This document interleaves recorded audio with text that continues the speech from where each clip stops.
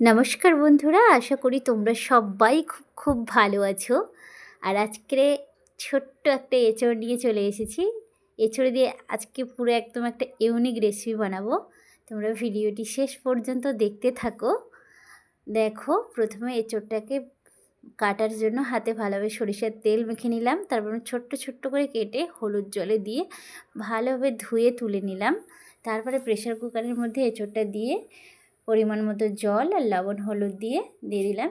দুটো সিটি দেব, বেশি দেব না, তাহলে গলে যাবে। তারপর এঁচোড়টাকে একদম কুচি কুচি কুচি করে ছাড়িয়ে নেব।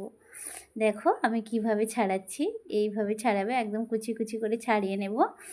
তারপরে যখন কড়াই গরম হয়ে যাবে তখন কড়াইতে তেল দিয়ে দেবো আর শুকনো লঙ্কা আর পেঁয়াজ কুচি আর একটু রসুন কুচি দিয়ে ভালোভাবে লাল লাল করে ভেজে নেওয়ার পরে সামান্য পরিমাণে লবণ আর কাঁচা লঙ্কা কুচি দিয়ে দেবো। তারপরে সিদ্ধ করা এঁচোড়টাকে দিয়ে ভালোভাবে লো ফ্লেমে নাড়তে চাড়তে থাকবো। তারপরে পরিমাণ মতো হলুদ গুঁড়ো দিয়ে আবার লো ফ্লেমে 2-3 মিনিট ভেজে নেব।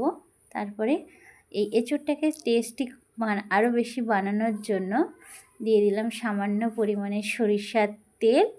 এবারে দেব কালো জিরে, দিয়ে ভালোভাবে নাড়িয়ে চাড়িয়ে নিলেই আমাদের তরকারিটা রেডি হয়ে যাবে। কিন্তু আমরা চিকেন মশলা একটু দিয়ে নাড়িয়ে চাড়িয়ে নিয়ে পরিবেশন করব, তাহলে আরও বেশি টেস্টি হবে।